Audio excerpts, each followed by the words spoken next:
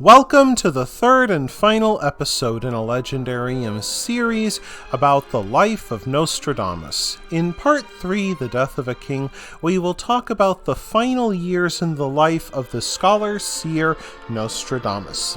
Ironically, the soothsayer Nostradamus enjoyed a good relationship with the Catholic Church during the later years of his life, since he did not extend his writings to magic or religion.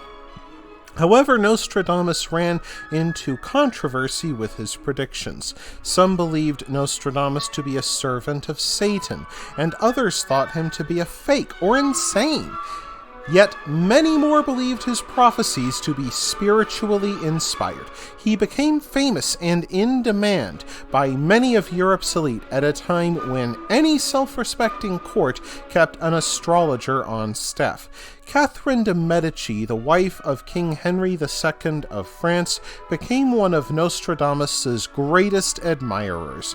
After reading his almanac for 1555, where he hinted at unnamed threats to her family, she summoned Nostradamus to Paris to draw up horoscopes for her children. A few years later, she made him counselor and physician in ordinary to King Henry's court. While serving in this capacity, Nostradamus explained another prophecy from centuries, assumed to refer to King Henry II.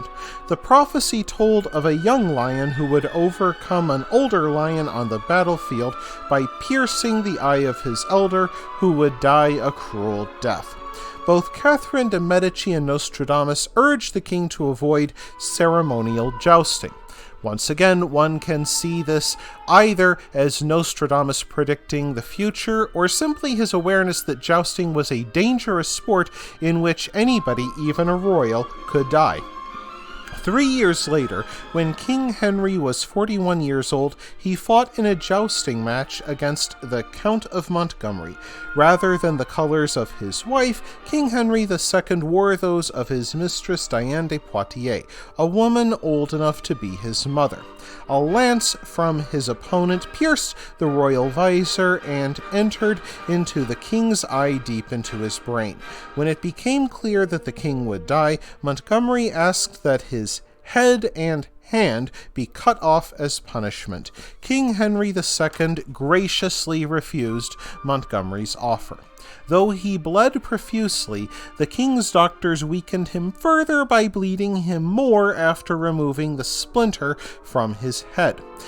Henry clung to life for 10 agonizing days before finally dying of infection. Soon after, Queen Catherine sent away Henry's former mistress Diane de Poitiers and seized the jewels the late king gifted her.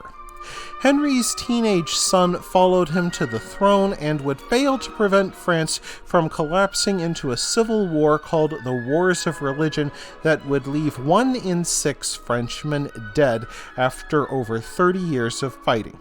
Nostradamus, however, would not live to see this, for he would soon follow his king into the grave. Nostradamus suffered from gout and arthritis for much of his adult life, the former being a disease of the rich. During his final years, the conditions turned into edema or dropsy, where huge amounts of fluid built up beneath his skin or within cavities of his body. Without treatment, this caused congestive heart failure.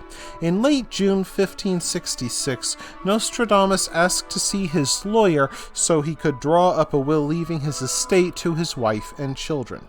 On the evening of July 1st, 1566, he is said to have told his secretary, Jean de Chavigny, "You will not find me alive at sunrise." The next morning, his servants found him lying dead on the floor next to his bed. Modern scientists have debunked the idea of prophecy, yet many continue to believe in astrology, tarot cards, and Nostradamus. Indeed, Nostradamus's legacy far outlived him. His predictions of floods, fires, and famines, which marred his own time, make his writings relevant through all time, given that suffering and upheaval is sadly recurrent in human life, no matter what age you lived in. And Nostradamus left all his predictions vague enough so people could interpret them how they wanted. One of his most famous predictions is thought by some to predict the rise of the Third Reich. He wrote of a tyrant named Hister, whose name is taken from an ancient name for the Danube River. Nostradamus wrote, "Beasts ferocious with hunger will swim across the river. The greater part of the battlefield will be against Hister." Once again, this prediction is vague enough to be interpreted any number of ways, though Nostradamus's defenders point to the Third Reich despot's birth near the Danube River.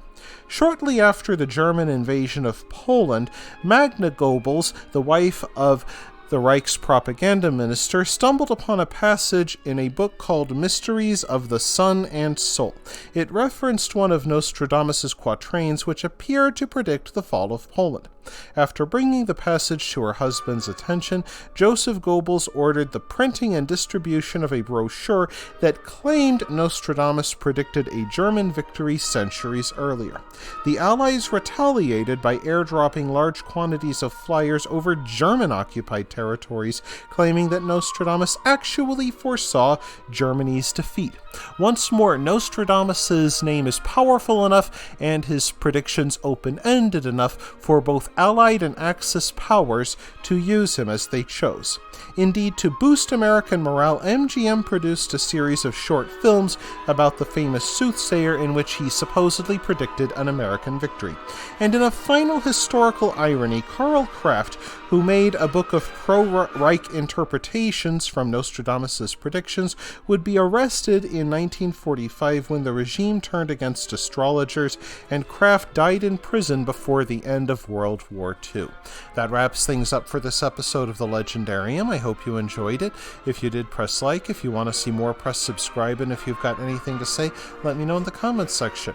Thanks again for joining me, and I hope that you have a great rest of the day.